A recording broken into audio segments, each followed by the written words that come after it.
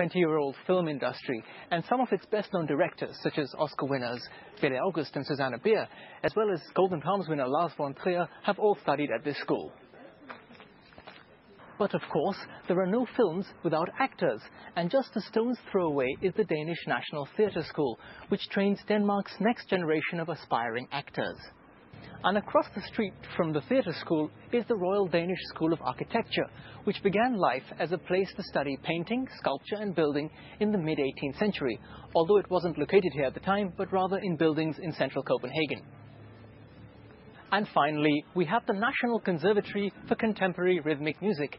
And even now, walking past this building, I can hear the sweet strains of jazz.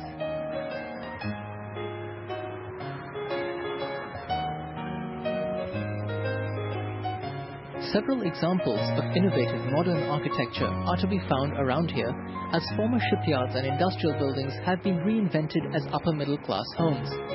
For instance, these residential apartments, known as the Torpedo Hall, are built inside a converted former maintenance space for torpedo boats. Located close to the marine base at Holmen is Christianshavn's most imposing modern feature, the Opera House. Clad in limestone, marble, glass and steel, it is 15 stories high and contains over 1,000 rooms, many of which are located below sea level.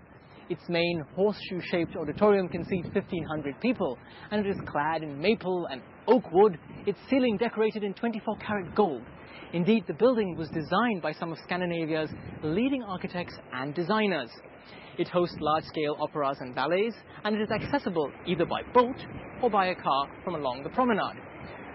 And a unique feature is its location. It stands here on Dock Island, across the waters from Amalienborg Castle, which is home to Denmark's Queen Margrethe II. Torvegade is the main street on Christianshavn, a transport artery connecting different parts of the quarter. It is also a through road between central Copenhagen and the island of Amager. Served by an underground metro rail and buses, and packed with cars and bicycles, this street rarely sleeps. In the past, the adjoining Christianshavn Torv, the quarter's main square, was a central meeting place for the area's residents. This is still true today, although life moves a bit faster now than in the 17th and 18th centuries. Away from its busy everyday life, its colourful history, culture and social quirks, Christianshavn is best known for its laid-back and cozy charm. Indeed, social gatherings have always played an important part in giving Christianshavn its unique identity. It's because we have the canals and we have the maritime environment, and it's cozy. You can sit on the canal, have a good time, and people are in the old days, like 50 years ago, five times more people were living here, so they were bound to have a special relationship to each other from the sheer purpose of having little space of living. So they were together, and they felt something special about being this place. So would you ever consider moving and living somewhere else? No. Now I've been living here for 12 years and I can't get away from here. It's a wonderful place, and also we have so many tourists here, and it's very interesting to have them and talk to them. It gives like an international atmosphere. There are also several upscale eateries in the area. The most exclusive of these is Noma, presided over by founder and head chef René Redzepi. It is currently ranked the world's best restaurant for the second year in a row. Noma is short for Nordisk Mad, which means Nordic food in Danish. And the restaurant is located in yet another old warehouse here on the North Atlantic Quay. And the restaurant itself is a plain whitewashed space with straight-back chairs.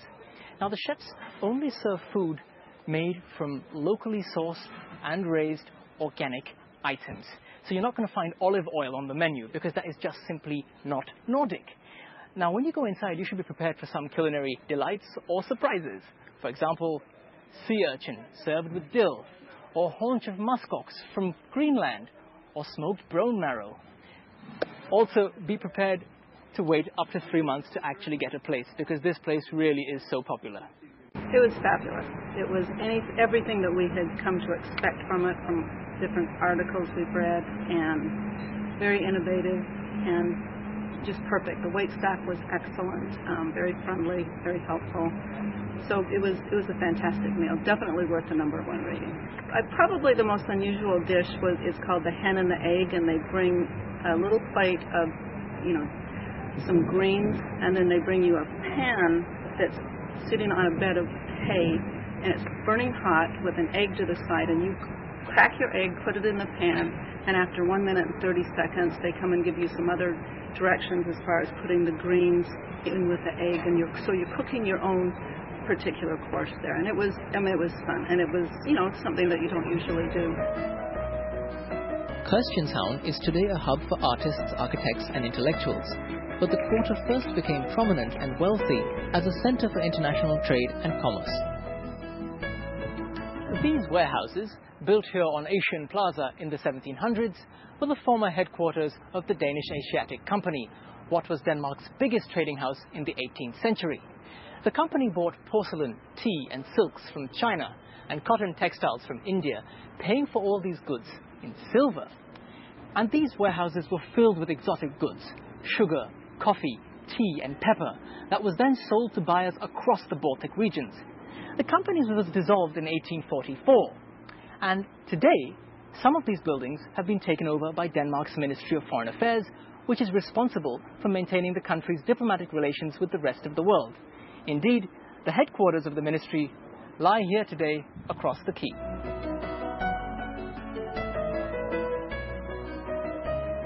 On the North Atlantic quay, there is even more evidence of the close relations between Christianshavn and the outside world, both in past centuries and today. In olden days, Danish ships heading for Greenland and the Faroe Islands often set sail from here on North Atlantic quay. I'm on board the Active, a traditional sailing ship that is hoping to make that journey once again this year. Now, this ship will sail 7,000 kilometers to the northeastern part of Greenland to conduct a number of scientific surveys and experiments. In all, the journey should take 3 months, but that's assuming the ship doesn't get stuck in sea ice.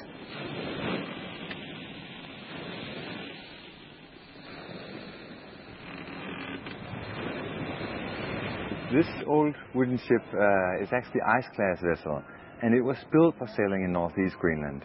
And we don't have any ice-breaking capabilities, so we have to navigate through the ice in order to get in. So we have to use the openings in the ice. The ice is like a big maze, like a labyrinth. It's opening and closing, and you have to navigate and find your way through all the channels to pass through. It is possible. It is quite a challenge. And the charm of working and being together on board a ship like this surely has some good points, whereas you don't have the big benefits of an icebreaker. While the Active heads for the Polar Circle, we end our trip around Christianshavn at the church dedicated to the king who founded this place. This is Christians Church, a good example of how Christianshavn has become a melting pot of the old and new. Established in 1759, the church still holds traditional ceremonies like weddings, baptisms and funerals, but it also helps to host contemporary musical events like the Copenhagen Jazz Festival. And on a summer afternoon like this, people are not here to ponder the big questions of life. They're here to kick back, relax and enjoy the music and the good company.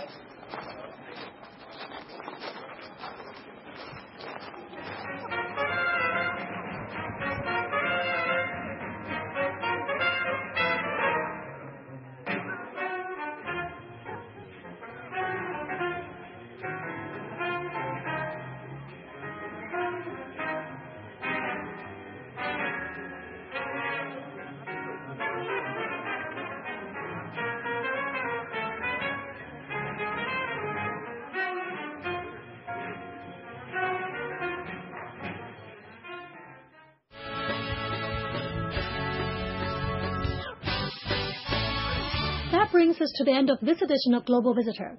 Thanks for accompanying us. Bye for now.